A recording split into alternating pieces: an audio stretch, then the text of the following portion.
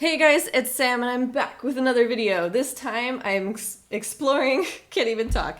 I'm exploring the world of furries and I've kind of been in and out of trying to do furry art for a while now. I'll get into that. But first just want to mention what's happening in the video so I can put that aside and then get on the topic. So this first video clip, there's 3 artworks here in this video. This first one is a traditional piece, obviously. The second 2 are digital. And for this first one, I kind of just grabbed whatever markers I had around, Copic, Spectrum Noir, and the Crayola alcohol-based markers. I have a review on the Spectrum Noir and the Crayola ones if you guys are interested. Link in the description. But anyway, these artworks are these characters in all these artworks are not mine. They are part of Art Fight, which is an annual art challenge, I guess, where I'll put a link to the website in the description. It happens every July, where you're essentially put on a team randomly of 2 teams, and you fight the other team and you get points by doing an art trade. Basically, you just randomly attack other people on other teams or on the other team, and you get points for. It's essentially an art trade battle.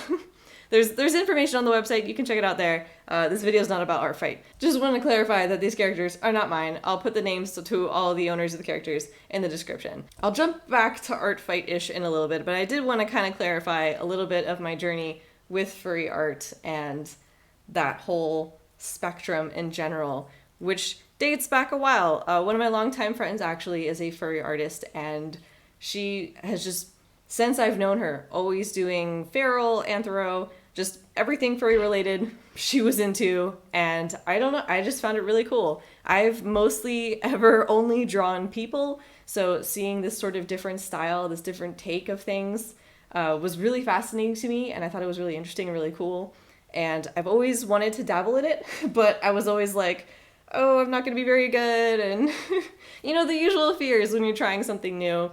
So I typically avoided it and never really did anything with it. And up until recently, I've been like, let's try it. Let's dabble a little bit more, because this friend of mine, really inspirational to me. She's like super passionate about her work and her art, and she's super good. I'll put a link in the description to her stuff. Her name's Pepper, and yeah, so really inspiring friend to me. And I was like, I really want to like connect more with her. I want to connect more with this community she's a part of, and I want to try this new thing, because me as an artist, my entire journey, I've always wanted to learn how to draw all things, especially with my comic now that I'm working on.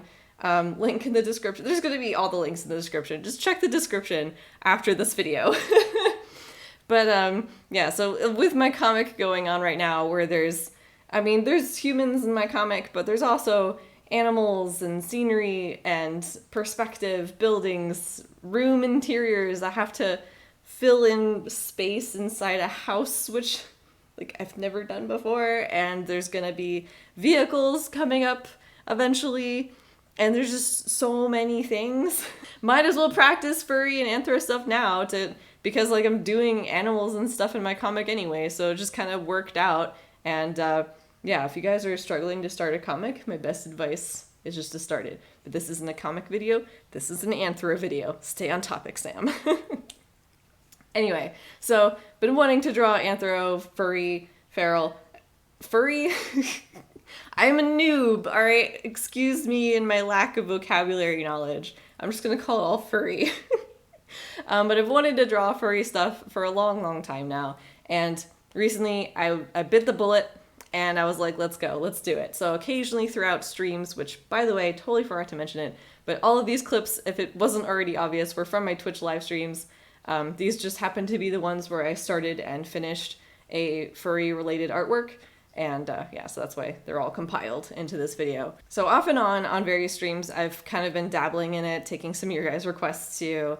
Back to Art Fight, they're doing this art trade battle, and a lot of people had furry related characters on, actually a majority I think of the characters on the website were furry related, and I was like, this is a perfect opportunity.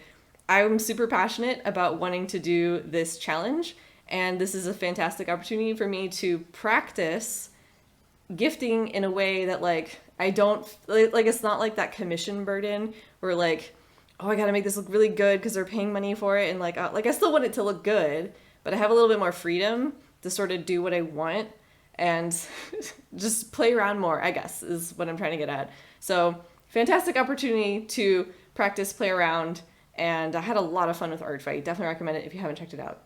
Anyway, so I took this opportunity to expand my knowledge and practice furry art. And for up until this point in the video, like these drawings, I've changed some methods since then, but up until this point, my main method of trying to learn how to draw furry, aside from just drawing furries, was referencing. I went to Fur Affinity, the main staple website, I guess. Be careful, not necessarily safe for work. But yeah, I went to this website and just, God, there's so many amazingly skilled and inspiring artists on there. It's unbelievable just how skilled these people are. Love it, love it, love it. Anyway, so looking at their styles, looking at how they did anatomy and their line work and how they shaded, and I mean, most of these I've been keeping quite a consistent style in terms of coloring and shading and stuff, and I kind of like it right now, but maybe I'll play with it later. But anyway, point being, the anatomy was the main thing I was trying to practice, and so the main thing I was doing at this point in time was just sort of looking at various artists, and just there's so many that you can just keep refreshing the main front page, and there's just more gorgeous stuff just constantly being uploaded. It's insane. Anyway, because the main things I struggled with, and I still struggle with furries is faces, hands, and legs/feet. There's just aspects of these things that I'm not used to because pretty much up until this point, I've only drawn humans. So a lot of this adventure is just trying to expand my horizons because you're combining human anatomy with animal anatomy. And I found that also looking at the animals themselves and not just the artworks, super, super helpful. So if you're looking to study furries and stuff, that's definitely a pretty good starting point. I've learned some things since then. Maybe I'll do another follow-up video in terms of my different methods nowadays and how I practice. But for the most part, I recommend referencing other furry artists, referencing human anatomy, and referencing the animal anatomy that you would like to anthropomorphize. Pretty much it for this video. It's still an adventure ongoing if you'd like to follow the adventure. You can check out my Twitch. I'll put a link in the description. There's so many links in the description. Just go to the description. And if you're adventuring with anything new, let me know what that is. Are you trying to do perspective? Are you trying to... Maybe you're trying to do the opposite. Maybe you're trying to draw humans and you're struggling just as much as me. Anyway, let me know in the comments and let's cheer each other on. So thanks so much for watching. Bye!